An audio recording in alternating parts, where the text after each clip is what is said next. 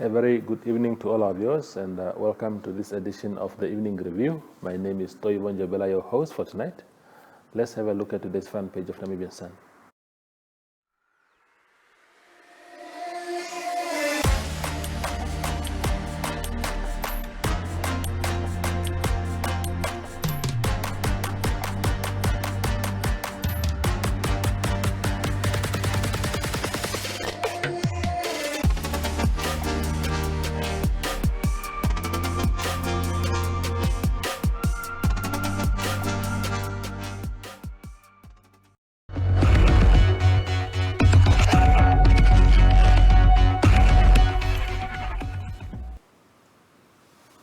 Tonight on the show, we are joined by Christie Keulder. He is the owner of Survey Warehouse. It is the company, if you like, that conducted a very interesting survey in the past couple of, recently, if I can put it that way, about the appetite among Namibians as far as vaccines against COVID-19 are concerned.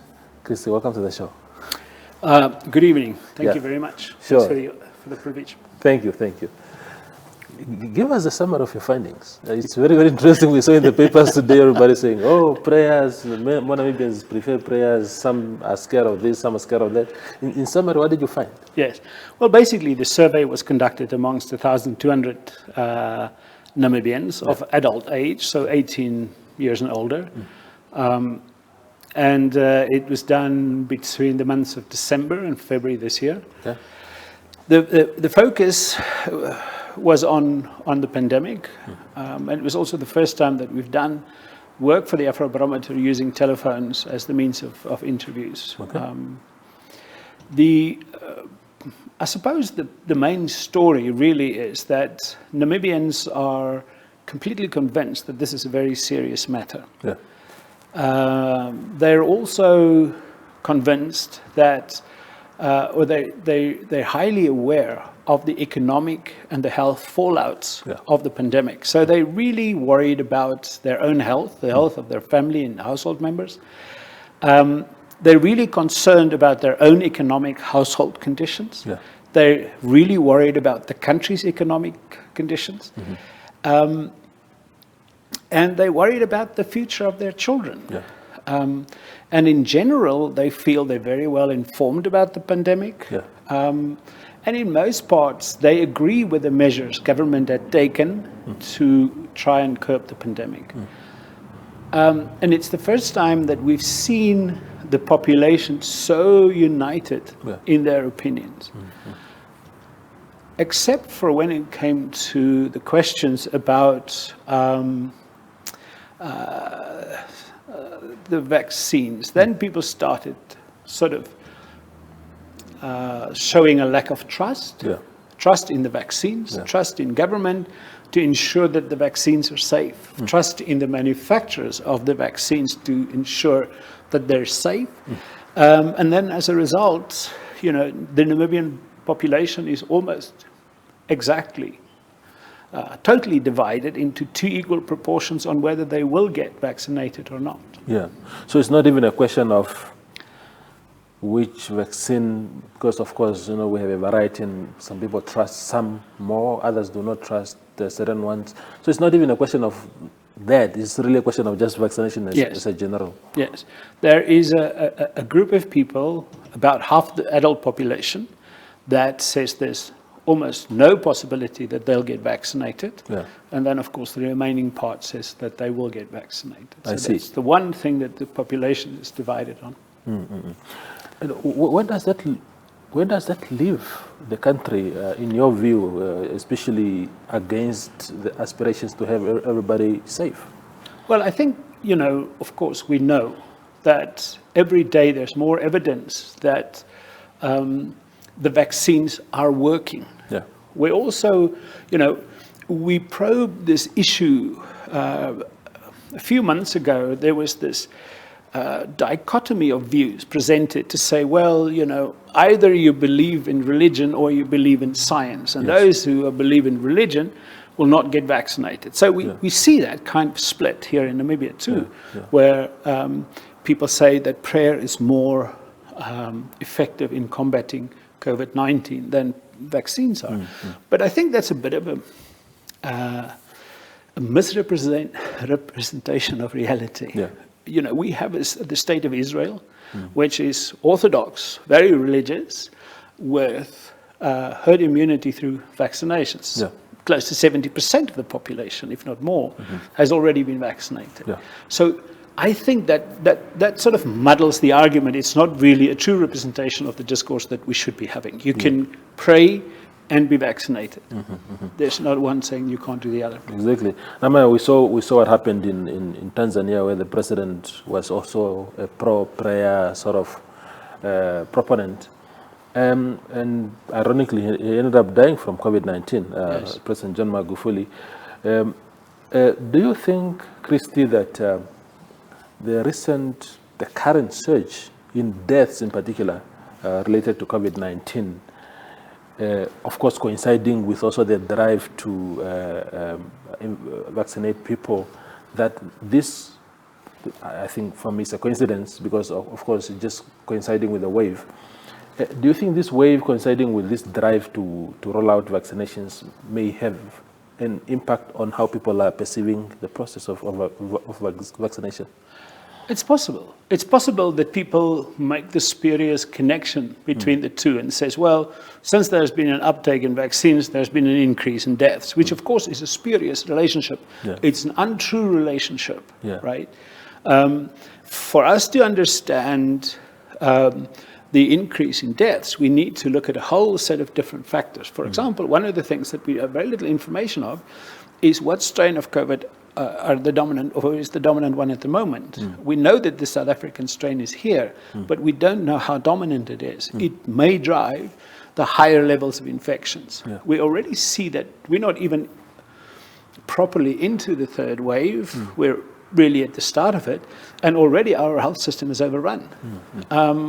I learned recently, just yesterday, of a friend who got sick, needed to go to intensive care. But there were no beds available, right? And that's the reality. We see reports about not oxygen in the country, and we haven't even started this wave. So a lot more is coming. We know that on average we have 2 waves Yes. per year in Namibia. The first one was from about June to sometime early August. It coincided with winter. Yes. The second one was over December and January, which was a sort of holiday-driven Yes. infections. Yes. And from there on, our wave hasn't really sort of gone down before going up. We tend to hover now at the level where the first pandemic peaked, Yeah. or the first wave peaked. Yeah. So we start from a much higher base, which will have dire consequences this winter. And in your research, did you find any correlations between some of those waves that you mentioned? I know that you touched on it a little bit. Say, for example, that the December wave was more linked to how we behave during holidays and whatnot. But does your research uncover anything in relation to whether the regulations, the measures that we've put in place had anything to do with either of the dynamics of the virus? Well, what we know, for example, there's a piece or 2 pieces of data that we obtained from international sources. The one is the Oxford School of Governance has got a big project on government responses to COVID, which covers 118 countries. It's coded by approximately 400 coders in 80 different languages. If you take that, and they've developed this indicator called a stringency index, how strict these measures were, on a scale of 100, or 0 to 100. If you take that piece of information, the stringency index, and you overlay it on our new infection cases, then for about 4 months after the first 2 cases were reported in Namibia, we had really stringent measures and no cases, right? So some people would argue we closed down too quickly. Yeah. And that prolonged the agony. Yeah. Right? So when the second wave came, we could no longer have the same degree of stringency. And you'll see throughout our data, people agree that it was necessary to have a lockdown. People agree it was necessary to close schools. But people say it was too stringent and it was too long. Yeah. Right? Which creates this idea that there's pandemic fatigue going on and that people, we know from our survey, people are struggling anyway to adhere to lockdowns. People's living conditions don't always make it possible for them to self-isolate or to not move around. People's behavior have changed a lot. We know that people are less often going to funerals, they're less often visiting friends and families. All these things, the anti-mobility recommendations that we have, but the one thing, people have to travel to work. That's the one thing they can't not do. So I think in that sense, the stringency we had in the beginning was maybe not entirely what people expected so quickly. I mean, we went from being a free country to having total lockdown in a matter of weeks, right? So I'm not saying it was right or wrong. All I'm saying is I think it reflects on how we acted, how quickly we acted, and we're not the only country. Most African countries were very zealous in adopting these measures. But at the same time now, people feel exhausted by it and saying it's too long, it's too stringent, right? Which again raises questions, but if you go and vaccinate, then we can take these things away. But if you don't vaccinate, it will come back. So definitely.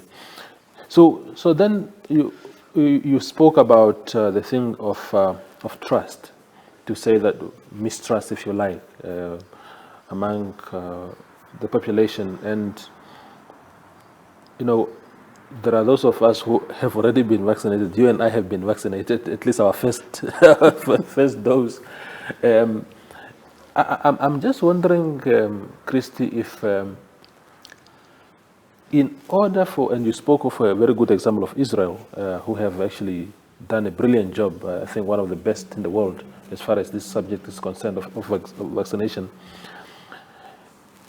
What must Namibia do to really get that it's called herd immunity. Herd immunity, and to eventually get the country back on track? Do we say, for example, I saw some restaurant owners who have told their employees, I'm not going to fire you, but you're not going to come to work in my restaurant until you are vaccinated because you are risking the lives of my customers and stuff like that. Do you think that government at a higher level must adopt some sort of similar restrictions? Because because there's sensitivity with, because of this many theories around vaccinations, some employers are scared to say, if I force people to get vaccinated and then they have complications with giving birth or whatever, then I may be held liable later. But what must be done really to get everybody on the wagon? Yeah, well, I think the world has shied away from mandatory vaccinations on this issue. There are cases where vaccinations for other diseases have been made mandatory, and it's worked pretty well. So I certainly think it's perhaps worth a debate on whether we should make it mandatory or not. Simply because without sufficient levels of vaccines, we will struggle to get our economy going, and we will struggle to become part of a world that seems to vaccinate at higher rates than what we do. I think one cannot shy away from the argument that people are generally scared that something bad will happen. Either they'll get sick or they will die if they take the vaccine. I think we need a much more aggressive campaign. Not just limited and done by government, but NGOs, civil society, faith-based organizations need to get on board. Everybody that represents a number of Namibians need to push the same message. And thus far, we've left it in government's hands. We know we've got a trust problem with regard to government. many people are skeptical as it is. These were conditions that was established long before COVID arrived, and now we're finding out how difficult it is to govern if you don't have the population's trust. But I think faith-based organizations, seeing that so many people prefer prayer, needs to get on board, and they need to become vocal, and they need to work with their membership. And so if we can't go the mandatory route, we have to go the aggressive campaigning route. It seems as if the anti-vaccination messages are spread with much more zealous energy than what we do, the vaccine information. I think, if we listen to the fears that people have and we address those fears, we might actually get somewhere. Indeed.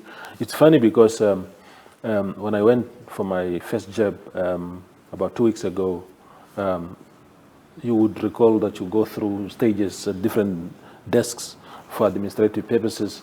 And I was chatting to one of the health officials who was busy taking down my information. And so I said to her, so when did you take your jab? And she said, no, I haven't taken, I'm not taking that. So the fact that this is even coming from people who are in the space of health, administering these processes, just tells you just how deeply divided the country is as far as conviction around this thing is. So we have a lot of work to do, as you said, different portfolios, the church, the government, everybody has a lot of work to do. But the final question to you, Christie, is, I mean, you are a researcher. You know correlations between different variables. Just how important will it be to our economy, to our country, if we were to win this misinformation war and have everybody, or a very good number of people vaccinated, and therefore the virus goes just to our country and its economy? What would it mean? Well, I think I can't see a way to economic recovery without having a significant number of Namibians vaccinated. I think we will see this winter what the future will look like if we don't vaccinate. South Africa has already gone back into stage 2 because they've reached the limit, which I think in their case is 35 new infections per 100,000. I don't know what ours is. I don't know if we have such an indication. But so without us having most Namibians vaccinated, this will be our future. I don't think if you, for example, in the tourism industry, I can't see that countries, our traditional tourist markets, would allow their citizens to travel to lowly vaccinated regions of the world. I can't see that happening. In some parts, for example, the cruiser ship industry, these big passenger ships, they've already issued guidelines to say that no unvaccinated person would be allowed on board. That's staff and tourism.